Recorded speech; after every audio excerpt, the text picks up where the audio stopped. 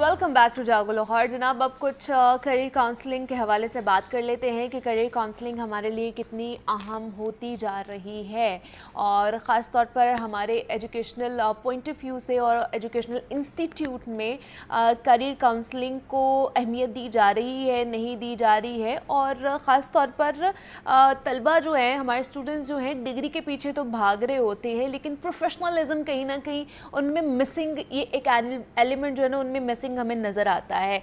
Degree के पीछे हम भागते हैं, हम स्किल्स के पीछे नहीं भाग रहे होते हैं और फिर हम ये शिकवा करते हुए नज़र आते हैं कि जनाब हमें नौकरियां नहीं मिल रही हैं। तो इसकी वजह क्या है? करियर काउंसलिंग के ज़रिए बच्चों में किस तरह प्रोफेशनलिज्म लेकर आया जा सकता है और ख़ास तौर पर दूसरा कि जो हमारा एजुकेशन सिस्टम है और जो हमारा निसाब जो यूनिवर्सिटीज़ में पढ़ाया जा रहा है वो हमारे जदीद तकाज़ों के मुताबिक है कि नहीं है, इस पर हमने बात करनी है। और इस पर बात करने के लिए हमारे साथ मियाँ आतिफ़ुर रहमान साहब मौजूद है। माहिर तालीम है, मोटिवेशनल स्पीकर है, करियर काउंसलर हैं। उनसे बात करते हैं। आतिफ़ साहब, आपको वेलकम कहते हैं जागो लाहौर में। कैसे हैं आप? ठीक है, बहुत शुक्रिया आपका।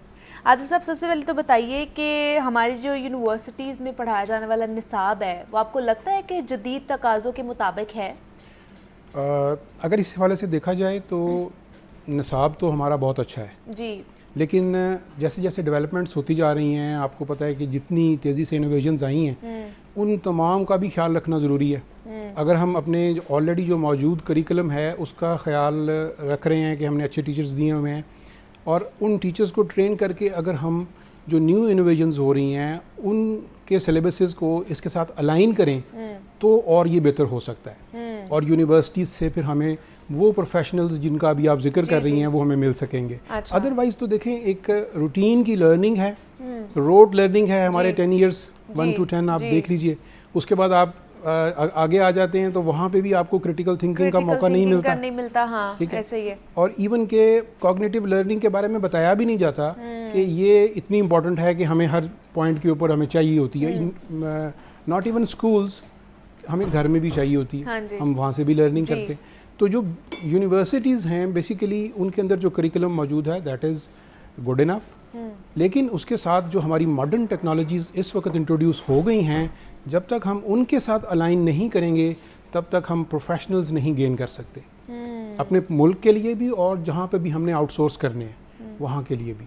तो ये एक बहुत बड़ा एक लैग है जो कि कवर होना चाहिए। कुछ इदारे हो सकता है, कुछ डिपार्टमेंट्स यूनिवर्सिटीज़ के वो अपना इस पे काम कर रहे हैं, जिसमें मैंने देखा कि एक सोसाइटी बनी हुई है, साइंस सोसाइटी बनी हुई है ख्वारिज़मी के नाम से, उन्होंने बड़ा इस पे काम किया है और वो लोग ऑलरेडी इसको लेके चल रहे हैं कि बच्चों के अंदर हम इनोवेशन का जज्बा जो है वो डेवलप करें।